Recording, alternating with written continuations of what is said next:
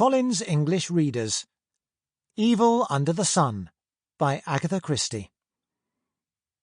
Text copyright 2020 Agatha Christie Limited. All rights reserved.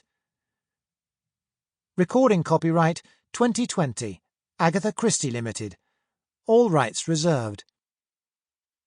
Evil Under the Sun and Agatha Christie are registered trademarks of Agatha Christie Limited in the United Kingdom and elsewhere.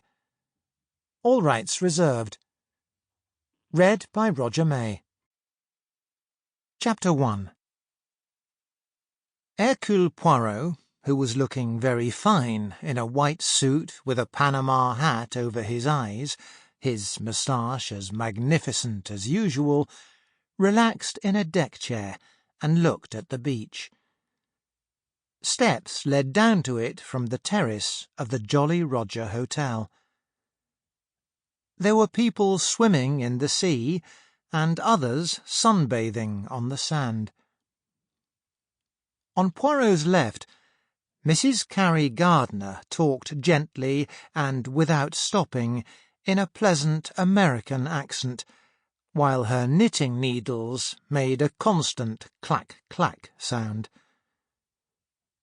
On her other side, her husband, Odell Gardner, replied briefly when he felt it was absolutely necessary.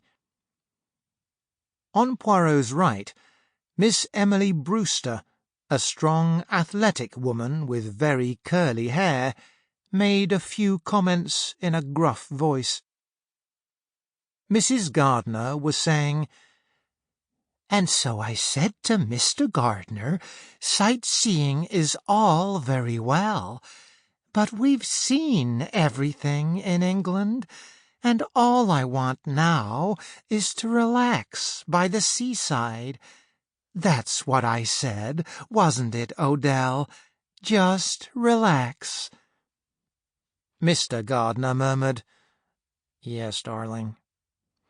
"So I mentioned it to Mr. Kelso at Cook's Travel Agency, and he arranged everything for us and has been most helpful.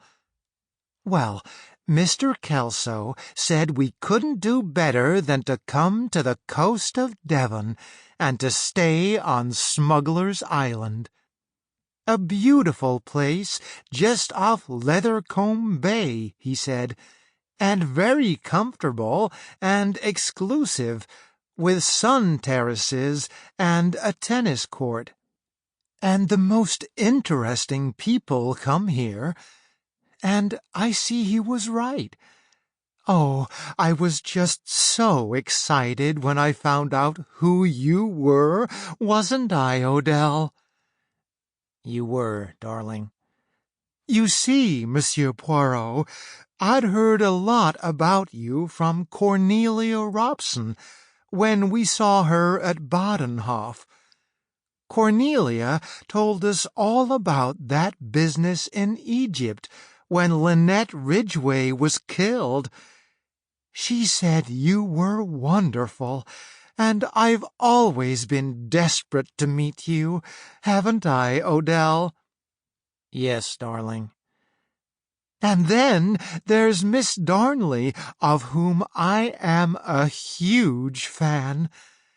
I buy a lot of my things at Rosemonds, and, of course, she is Rosemond.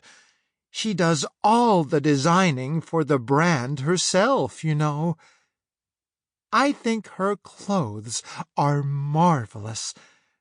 That dress I was wearing last night was one of hers. She's a lovely woman." From the other side of Miss Brewster, Major Barry grunted, "Very lovely-looking girl." Mrs. Gardner clacked her knitting needles. "I've just got to admit one thing, Monsieur Poirot. It shocked me meeting you here. Not that I wasn't thrilled, but I did think that you might be here, well, professionally. I'm terribly sensitive, as Mr. Gardner will tell you, and I just couldn't bear Sample complete. Ready to continue?